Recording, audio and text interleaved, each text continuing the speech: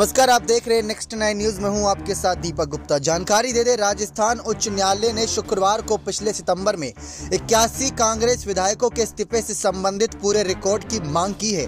साथ ही कोर्ट ने विधायकों की खिंचाई करते हुए कहा कि उनके कार्य खरीद फरोख्त को बढ़ावा देते हैं। आपको जानकारी दे दे, उप नेता प्रतिपक्ष राजेंद्र राठौड़ की याचिका पर सुनवाई करते हुए चीफ जस्टिस पंकज मित्तल और जस्टिस शुभा मेहता की खंडपीठ ने विधायकों के इस्तीफे के मूल पत्रों के संबंध में अपनाई जाने वाली प्रक्रिया के बारे में असली पत्र की मांग की। साथ ही विधायकों द्वारा वापस लिए जाने वाले आवेदनों की मांग और अध्यक्ष सीपी जोशी द्वारा पत्रों को रद्द करने वाले लेटर की मांग की। अदालत ने मामले की सुनवाई की और अगली तारीख 30 जनवरी तक संबंधित दस्तावेज मांगे हैं। विधानसभा सचिव महावीर प्रसाद शर्मा ने 16 जनवरी को उच्च न्यायालय को सौंपे गए एक हलफनामे के अनुसार 81 विधायकों के इस्तीफे के पत्र, जिनमें से 5 फोटोकॉपी थे, माननीय अध्यक्ष द्वारा प्राप्त किए गए थे, जो 6 विधायकों द्वारा प्रस्तुत किए गए थे। याचिकाकर्ता का यह कहना सही नहीं है कि 91 इस्तीफे हुए हैं, ये बात उन्होंने साफ कही।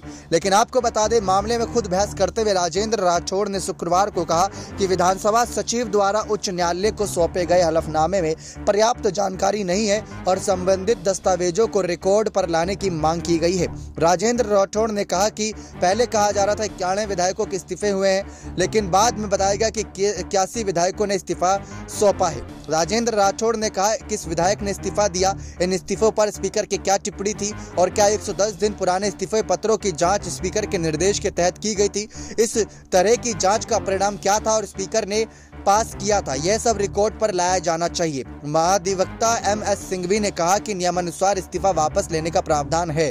क्योंकि विधायकों ने अपना इस्तीफा वापस ले लिया, इसलिए उनके पत्रों को खारिज कर दिया गया था। लेकिन जिस तरीके से 91 से ये संख्या 81 बताई जा रही है, क्योंकि आपको याद दिला दे कि संख्या जो थी कांग्रेस की राजस्थान में वो 100 विधायकों की थी और 2020 में 19 विधायकों के साथ मिलकर, जिसमें पायलट का भी नाम था, यहाँ पर बगावत करी थी। यानी कि अगर 100 में से 19 गए तो बचे 81 ही, तो इस हिसाब से 81 विधायकों की संख्या लगाई जा रही थी। लेकिन अगर ये संख्या 91 है तो यानी पायलट गुट जो समर्थन कर रहे थे 10 नेता, वो 10 नेताओं ने इस बार यहाँ पर धोखा दिया था।